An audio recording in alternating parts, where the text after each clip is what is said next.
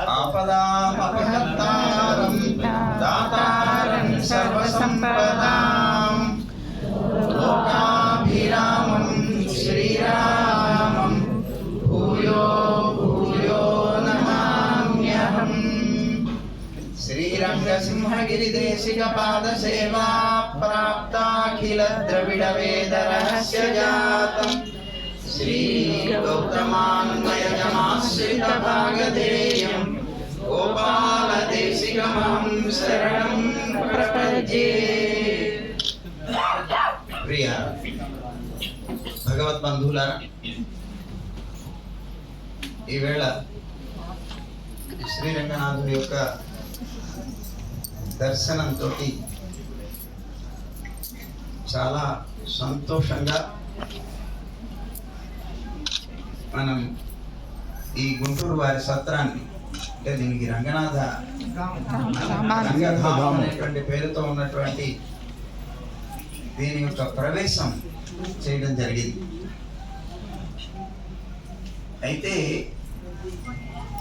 అందరూ కూడా మామూలుగా భవనంలోకి ప్రవేశం చేయడం అనేటువంటిది చేస్తారు. కానీ విశేషం ఏమిటి అని అంటే, పెద్దలైనటువంటి ఎద్దులు, అలాగే ఇక్కడ ప్రధానంగా ఆచార్య పురుషులైనటువంటి భట్టస్వాములు, అలాగే మనవాళ్ళ మహాముల వంశానికి సంబంధించినటువంటి మహానుభావులు అందరూ కూడాను వేయించేసి, వారందరూ కూడా వేయించేస్తూ ఉండగా ప్రవేశం చేయడం అనేటువంటిది చాలా విశేషమైనటువంటిది. యథార్థంగా పెద్దలైనటువంటి వారు వేయించేసి వారి యొక్క తిరువడి ధూళి ఎక్కడైతే పడుతుందో అదే భవనం అవుతుందిట నోచి. లేకపోతే భకారస్తత్ర లుప్త అంటారు. అంటే భా అనేటువంటి అక్షరం, భవనంలో ఉన్నటువంటి భా అనేటువంటి అక్షరం ఎగిరిపోతుందిట. మిగిలేదేమిటి? వనం, అంటే అడవైపోతుందిట. ఎప్పుడైతే పెద్దల యొక్క పాద ధూళి పడుతుందో అది భవనం అవుతుందిట. అలాగా ఇది యథార్థంగా ఇప్పుడు భవనం అయింది. అలాగే ఈ భవన ప్రవేశ కార్యక్రమం జరిగింది. అయితే దీనికి పేరు పెట్టారు గుంటూరు వారి సత్రం అని. ఎందుకంటే గుంటూరు వారు ఎక్కువగా దీంట్లో ఉన్నారు. మనకి ఇందాక మన స్వామి భట్టర్ వారు అనుగ్రహిస్తున్నట్లుగా ఉడైవర్లని పెరుమాళ్ళు శాసిస్తూ శ్రీరంగే సుఖమాస్వ, శ్రీరంగంలో సుఖంగా జీవించండి, ఉండండి, ఇక్కడే ఉండండి. మనకి ద్వైమంత్రంలో మొట్టమొదటి సూత్రంలో వస్తుంది, ఉగంధరుడిన నిలంగడిలే పోకాగయం. ఉగంధరుడిన నిలం అన్నారు. అంటే పరమాత్మ ఉగంధు సంతోషించి అరుడిన కృప చేసి వేయించేసి ఉన్నటువంటి నిలం స్థానం ఏదైతే ఉన్నదో ఆ స్థానంలో పొద్దు పుచ్చుకోవాలి, అంటే వారి యొక్క జీవితం అంతా గడుపుకోవాలి అనేటువంటిది మన పెద్దలు అనుగ్రహించారు సూత్రాల్లో. మనకి పెరుమాళ్ళు కూడా ఉడైవర్లని శ్రీరంగంలో వేయించేసి ఉండండి అన్నారు. అయితే మనకి ఆత్మహితం కావాలి అనుకున్నప్పుడు తప్పనిసరిగా పరమాత్మ యొక్క సన్నిధిలో ఉండాలి. అందులో సాక్షాత్తుగా పెరుమాళ్ళు వేయించేసినటువంటి స్థానం ఏదైతే ఉన్నదో అది చాలా విశేషమైనటువంటిది. మనకి ఆ ప్రధానంగా చెప్పబడేటువంటి దివ్య స్థలాల్లో శ్రీరంగం ప్రధానమైనటువంటిది. పరమాత్మ సాక్షాత్తుగా వేయించేసినటువంటిది కానీ మనకి శ్రీమద్ భాగవతం కానీ కొన్ని విష్ణు పురాణాది గ్రంథాలు కానీ వాటిలో చెప్పబడుతున్నాయి. ఎక్కడెక్కడ అంటే పాండవులందరూ కూడాను యాత్ర చేస్తున్నప్పుడు, అలాగే బలరాముడు యాత్ర చేస్తున్నప్పుడు స్వయంగా ఎక్కడైతే భగవంతుడు ఉన్నారో ఆ శ్రీరంగానికి వెళ్ళి దర్శనం చేసుకున్నారు అని ఇక్కడ వర్ణిస్తారు. అలా స్వయంగా భగవానుడు వేయించేసి ఉన్నటువంటి స్థానం శ్రీరంగం. అందుకే వారి దగ్గర అంటే ఆ స్వయంగా వేయించేసి ఉన్నారు కనుకనే ఇది భూలోక వైకుంఠము అని పేరు పొందింది.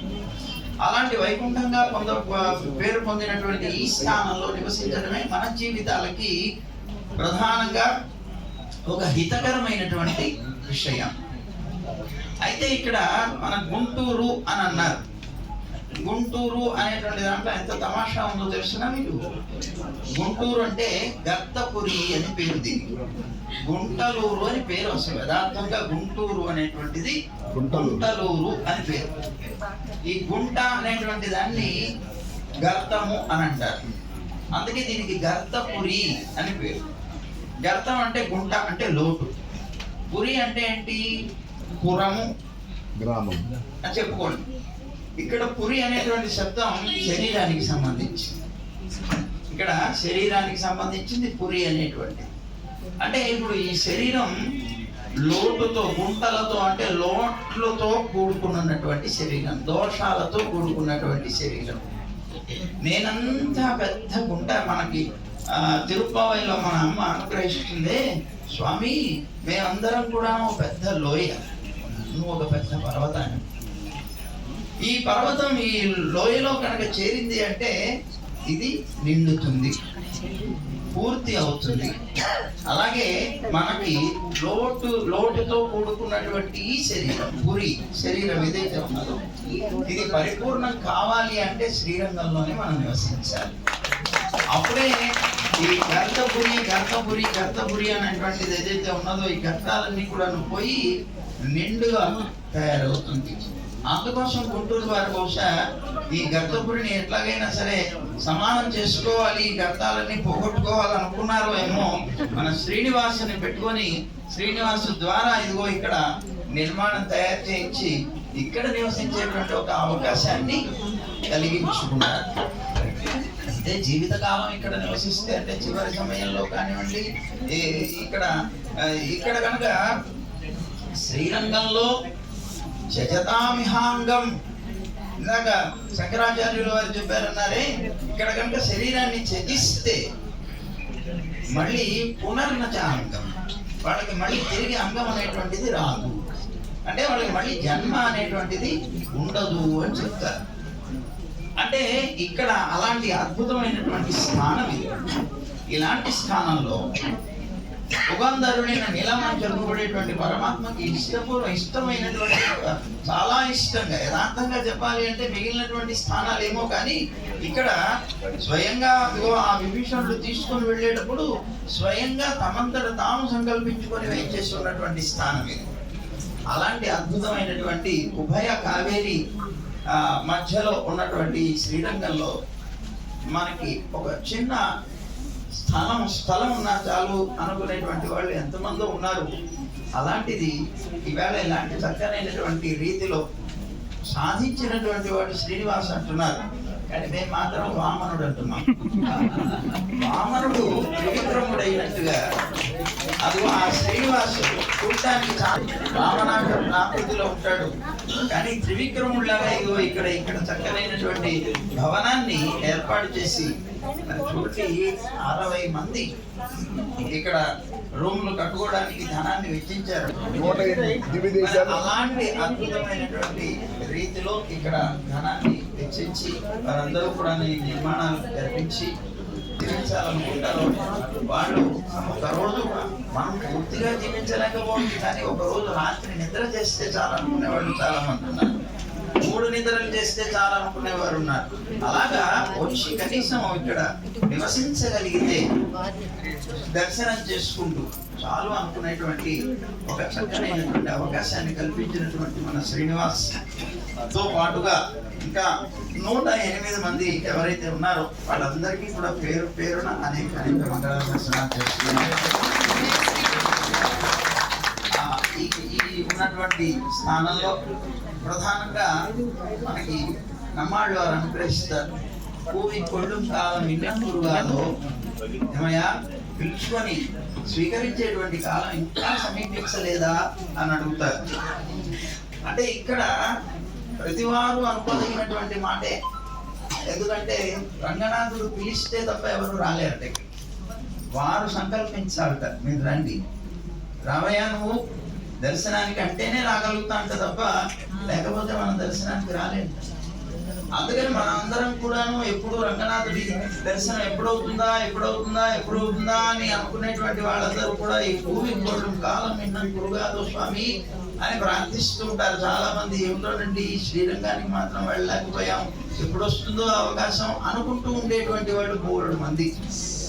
అదిగో అలాగా రంగనాథుడు పిలిస్తే తప్ప మనకి దర్శనం కానటువంటి క్షేత్రం ఈ క్షేత్రం, మహాక్షేత్రం. ఇలాంటి అద్భుతమైనటువంటి అవకాశం పిలిచిన తర్వాత కూడా దర్శనం చేసుకున్నా ఎక్కడో ఒక చోట ఆవాసం అంటూ ఉండాలి. అది లేకపోతే మనకి దర్శనం చేసుకొని మళ్ళీ వెంటనే బయలుదేరి వెళ్ళగలిగేటువంటి ప్రాంతం కాదు కనుక రాత్రులు పగలు ఎట్లాగైనా సరే ప్రయాణాలు చేసి వెళ్ళడానికి వీలు లేకుండా ఉండేటువంటి సమయాల్లో కూడా ఉండడానికి వీలుగా చక్కనైనటువంటి రీతిని కల్పించారు. ఇందాక నుంచి భోజనం సాపాటు అంటున్నారు.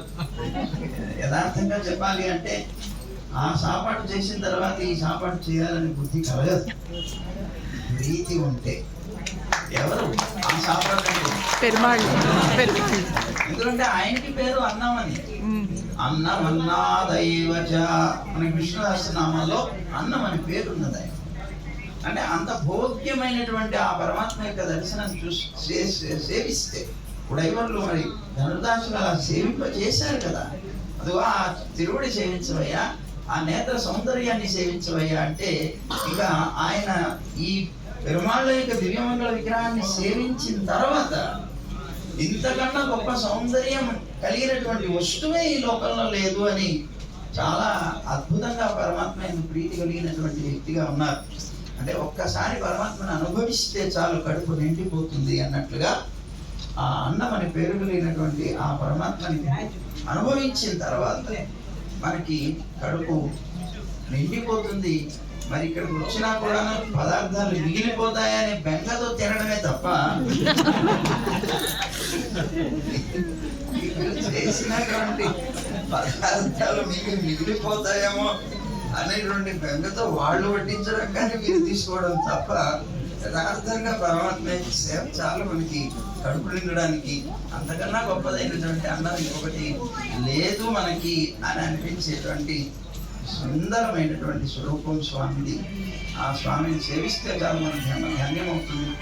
అలాంటి అవకాశం యథార్థంగా మా అందరికీ కూడాను ఈ శ్రీరంగంలోకి వచ్చి ఇప్పుడు సేవించుకునేటువంటి సందర్భం ఏం లేదు.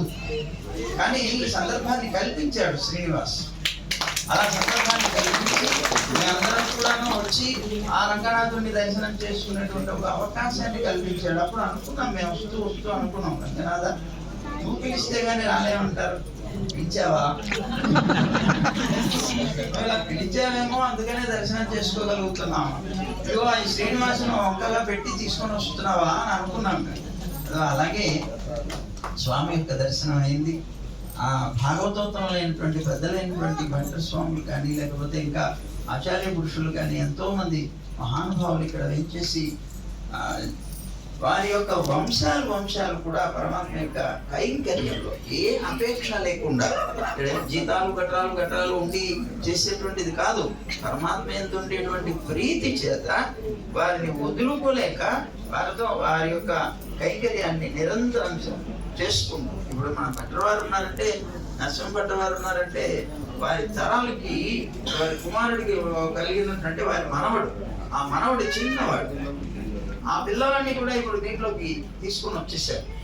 ఆ వరవడిలోకి తీసుకొని రావాలి, లేకపోతే మరి ఎటువైపు ఎట్లా వెళ్ళిపోతారో ఆ తర్వాత వంశం ఈ విధంగా పరమాత్మ యొక్క కైంకర్యంలో లేకుండా అయిపోతుందేమో అనేటువంటి ఒక బెంగతోటి వారికి ఉన్నటువంటి ఆ పిల్లల్ని ఇటువైపు ఈ సంస్కారమే పూర్తిగా నేర్పిస్తూ ఇందాక పెరుమాళ్ళని సేవించడానికి వెళ్ళినప్పుడు ఉత్సవాలను వెంచేపు చేశారు. అక్కడ సేవాకాలం జరుగుతుంది. ఆ సేవాకాలంలో మీరు మనవడు కూడా కనిపించాడు.